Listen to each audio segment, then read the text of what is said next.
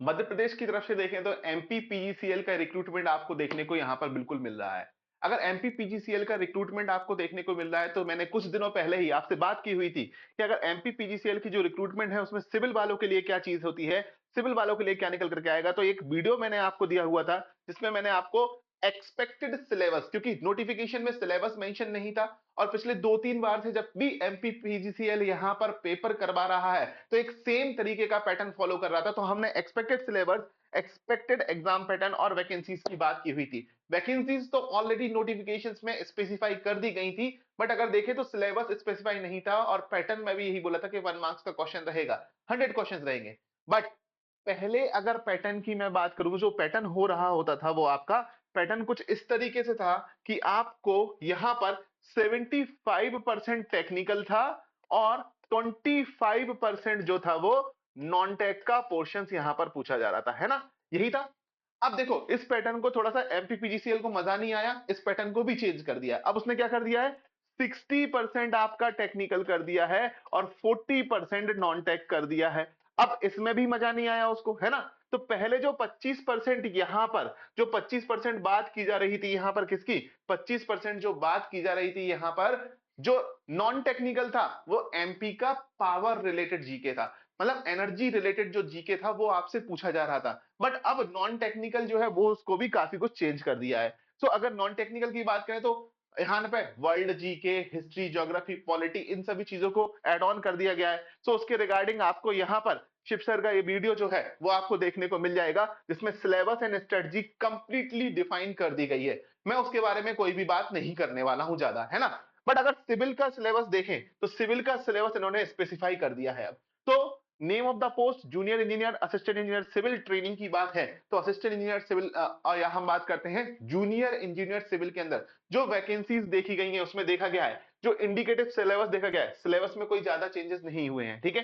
Syllabus में अगर हम बात करते हैं कोई ज्यादा चेंजेस नहीं हुए हैं बिल्कुल भी। तो देखा जाए तो advance construction technology, building construction की बात करेंगे, कंक्रीट टेक्नोलॉजी, कंस्ट्रक्शन मैनेजमेंट यानी सीपीएम का पार्ट, हाँ ये पार्ट थोड़ा सा यहां पर एड ऑन किए गए हैं, है ना। तो construction material, design of RCC and steel structure, environmental science, environmental engineering की जगह इन्वायरमेंटल साइंस यहां पर लिखा हुआ है। मतलब कहीं ना कहीं जो इन्वायरमेंटल का एयर पॉल्यूशन, नॉइज पॉल्यूशन और हम बात करें एनर्जी रिलेटेड पॉल्यूशन जो भी थे वो सारे के सारे यहाँ पर, या ग्रीन एनर्जी है, रिन्यूएबल एनर्जी है, उन सभी के बारे में यहाँ पर बात की जाने वाली है इन्वायरमेंटल रिलेटेड साइंस के अंदर, है ना। देन हम बात करते हैं यहाँ पर जो पोर्शन रहेगा वो एस्टिमेशन एंड कॉस्टिंग का रहेगा। एस्टिमेशन एंड कॉस्टिंग पहले भी आपका था, जियो टेक्निकल आपका पहले भी यहाँ पर एड ऑन था, ठीक है। हाइड्रोलिक्स में बात करेंगे तो बेसिक बेसिक बेसिक मोटे मोटे तौर पर एफएम की बात की जा रही होगी, एफएम की बात की जाएगी और मशीनरी की भी बात यहाँ पर की जाती है, क्योंकि देखो अगर देखा जाए सो पावर जनरेशन है, पावर जनरेशन के अंदर मशीनरी के क्वेश्चंस भी देखे जाएंगे। और पहले भी जब मैंने डिटेल सिलेबस अपने लास्ट वीडियो में डिस्कशन किया था तो उसमें भी आपको बात की हुई थी, ठीक है। तो अगर मैकेनिक्स ऑफ मटेरियल की बात करेंगे, पेमेंट डिजाइन एंड मेंटेनेंस, हाँ हाईवे का पोर्शन जो है तो थोड़ा सा यहाँ पर एड ऑन किया गया है। अगर देखें तो पेमेंट डिजाइन और मेंटेनेंस की बात करें, surveying, theory of structure, traffic engineering, मतलब हाईवे इंजीनियरिंग का एक पोर्शन यहाँ पर एड ऑन कर दिया, ठीक है। Transportation engineering, water resources engineering यानी इरिगेशन इंजीनियरिंग और पब्लिक हेल्थ इंजीनियरिंग, मतलब यहां पर वेस्ट वाटर ट्रीटमेंट और बाकी सारी बातें की गई हैं, वेस्ट वाटर ट्रीटमेंट और बाकी सारी बातें यहां पर कर दी गई हैं। नेक्स्ट लास्ट में उन्होंने क्या लिखा है, तो हम बात करते हैं यहां पर the above syllabus is indicative in nature and candidates are advised to cover all the topics under the academic curriculum।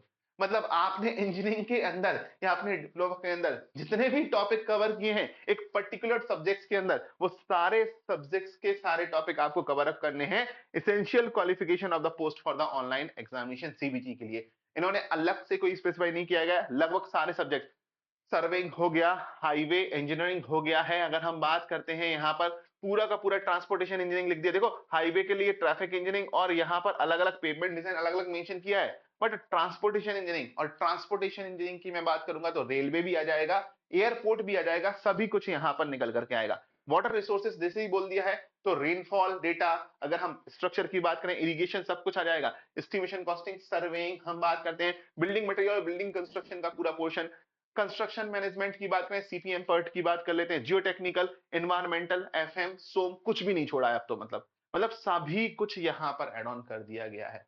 So this is all about a small update about the एमपीपीजीसीएल।